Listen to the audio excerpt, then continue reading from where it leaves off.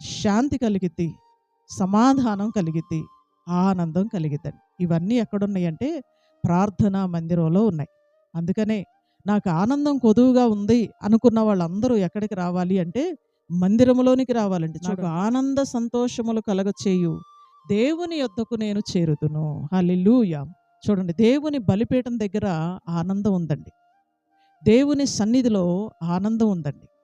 దేవుని సన్నిధిలో సంతోషం ఉందండి. చూడండి, కీర్తనాకారుడు ఇంకొక మాటను కూడా తెలియజేస్తూ ఉంటారు. 16వ కీర్తన 11వ వచనంలో కూడా చూడండి, ఇలా మనం చూసుకుంటా వెళ్తే ఎన్నో అమూల్యమైన మాటలు మందిరాన్ని గురించి వ్రాయబడి ఉన్నాయండి. 16వ అధ్యాయం 11వ వచనంలో దావీదు అంటాడు, నీ సన్నిధిని సంపూర్ణ సంతోషము కలదు, నీ కుడి చేతిలో నిత్యము సుఖములు కలవు. హల్లెలూయా. చూడండి, సంపూర్ణమైన సంతోషం మీకు కావాలి అంటే దేవుని మందిరంలోనికి రావాలండి.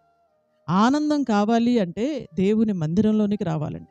ఆనంద సంతోషాలు కలగచేసే దేవుని బలిపీఠం యొద్దకు మనం చేరుకుందామా? నీవెవరివైనా సరే, ఒకవేళ ఆనందం లేక సంతోషం లేక నువ్వు వేదన పడుతూ ఉంటే నీకు ఒక శుభవార్త.